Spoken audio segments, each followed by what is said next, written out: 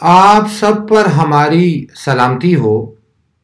मेरा नाम जब्बार है और मैं रशीद फैमिली का एक मेंबर हूँ। आप सबको हम आपके चैनल परवरिश में खुश आमदीद कहते हैं। आज हम आपके साथ एक नया पेरेंटिंग एक्सपीरियंस शेयर करने जा रहे हैं, जिसमें हम आपको ये बताएंगे कि कैसे हमारे बेटे ने अपने इवैल्यूएशन टेस्ट के रिज़ल्ट में के नंबरों में रद्दोबदल किया और उसके जवाब में हमने क्या इक़दामात किए जिसकी वजह से वो इक़दामात आज भी कायम दायम हैं। एक शाम जब हम अपने बेटे को स्कूल से लेने जाते हैं, हमारा बेटा बाहर के खुशगवार मौसम, सूरज की रोशनी देखकर हमसे पार्क में जाने की फरमाइश करते हैं। हम उसे खुशी बखुशी पार्क में लेकर जाते हैं और जब वो पार्क में खेल में मसरूफ़ होता है तो हम उसके बैग में से किताबें और उसकी कापियाँ चेक करने लगते हैं।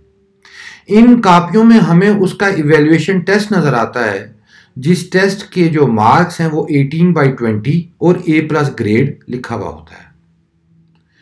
अमूमन हमारे बेटे के जो नंबर्स हैं वो 20/20 होते हैं और A+ ग्रेड होता है और साथ में मेंशन होता है TB, जिसका मतलब होता है वेरी गुड।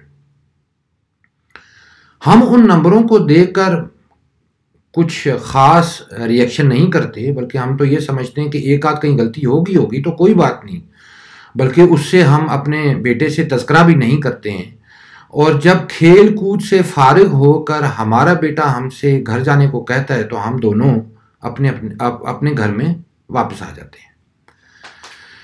जब हम घर में वापस आते हैं और अपने अपने कामों में मशगूल हो जाते हैं घर में, तो अचानक मेरे कानों में एक आवाज़ पड़ती है, मामा मामा ये देखें, आज मेरे टेस्ट का रिज़ल्ट आया, मैंने फिर 20/20 मार्क्स लिए और मुझे वेरी गुड मिला। मैं इस आवाज़ को सुनकर थोड़ा सा हैरान होता हूँ कि मैंने तो अभी पार्क में रिज़ल्ट देखा और उस रिज़ल्ट में तो 18/20 थे और मेरे साहबजादे अपनी मामा को ये बता रहे हैं कि रिज़ल्ट जो है वो उसमें 20/20 आया है एज़ यूजुअल। मैं अपने अल्लाह ताला का लाख लाख शुक्र अदा करता हूँ कि मैंने कोई इमीडिएट रिएक्शन इस पे नहीं दिया, बल्कि इस चीज़ को सोचा, इस चीज़ को समझा और अपनी अकल और फहम के मुताबिक इसका हल निकाला। मैंने वक्त को गुजरने दिया। शाम को जब मेरे बेटे सो गए, मैंने उनके बैग में से उनकी कॉपी निकाली।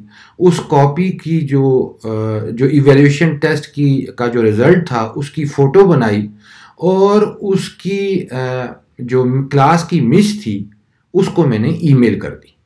ईमेल में मैंने उनको ये लिखा कि ये आपके शागिर्द ने नंबरों में रद्दोबदल किया, ये नंबर जो हैं जो मैंने देखे पार्क में वो इतने थे और इस वक्त जो हैं वो ये हो गए हैं। तो मैंने इनसे अपने साहबजादे से कोई बात नहीं की है, ये आपका और आपके शागिर्द का मसला है, आप इसे हल कीजिएगा। रात के तकरीबन 9:30 बज रहे थे। थोड़ा सा टाइम वाकई लेट था, लेकिन उन्होंने मुझे तुरंत वापस ईमेल का जवाब दिया। उन्होंने कहा आपने बहुत अच्छा फैसला किया, आपने उससे बात नहीं की, हम दोनों इस मसले को सुबह मैं और मेरा शागिर्द सुलझा लेंगे। दूसरी शाम को हस्बे मामूल जब हम अपने बेटे को स्कूल में लेने जाते हैं तो खिलाफे मामूल हमारा बेटा कुछ जल्दी में होता है और एकदम हमारी तरफ आकर कहता है, चलें चलें पापा, चलें घर चलें घर चलें। मैं ये समझता हूँ अपने जहन में कि चोर की दाढ़ी में तो तिनका होता है। यहाँ हमारा बेटा जो आज जल्दी जल्दी कर रहा है इसकी कोई वजह है और वजह हमें पता थी।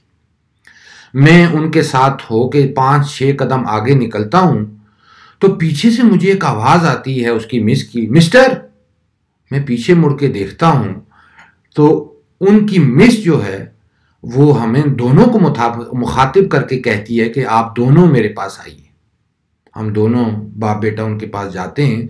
जाते हुए रास्ते में हमारा बेटा हमसे कहते हैं कि आप इनकी बातों पे ज़्यादा ध्यान नहीं कीजिएगा, ये कुछ ज़्यादा बोलती रहती हैं। मैंने कहा जी ठीक है, चलें देखते हैं क्या बोलती हैं, बात क्या करती हैं, कुछ बताएंगी। जब हम उनके करीब पहुंचते हैं तो हमारे सामने हमारे बेटे को कहती हैं कि ये देखें, आपने ये क्यों इस तरह नंबरों की रद्दोबदल की, अगर आपको नंबर चाहिए तो आप और ज़्यादा मेहनत करें और उस मेहनत के सिरे में आपको नंबर मिलेंगे।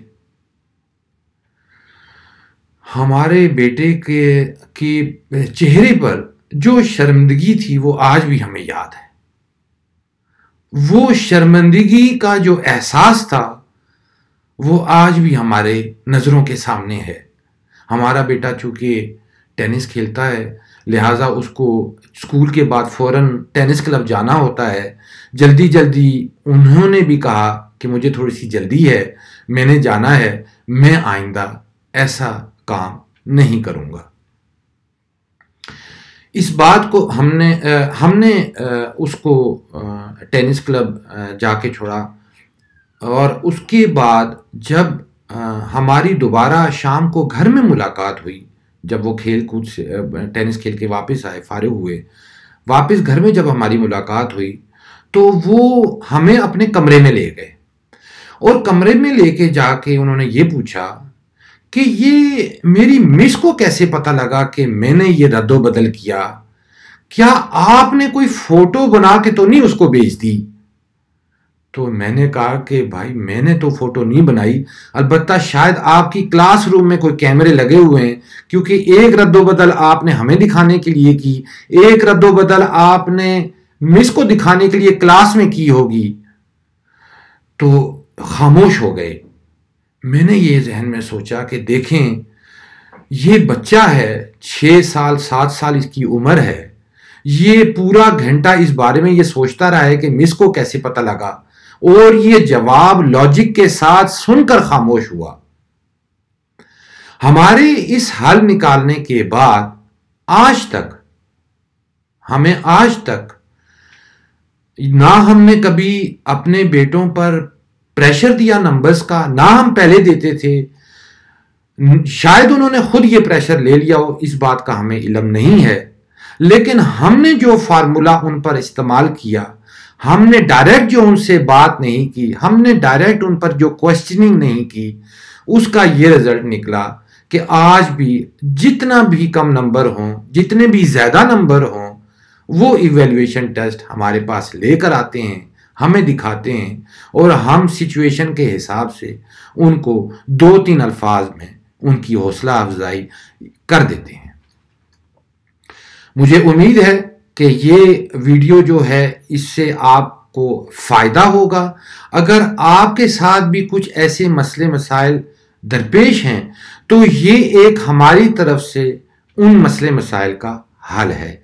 वीडियो को आगे लाजमी शेयर कीजिएगा और हमारे चैनल को सब्सक्राइब कीजिएगा, एक नई सिचुएशन के साथ, एक नई पेरेंटिंग सॉल्यूशंस के साथ, क्योंकि पेरेंटिंग तो रोज़ का मामूल का हिस्सा है और इसमें रोज़ाना सिचुएशंस चेंज होती हैं और रोज़ाना डिसीजंस चेंज होते हैं।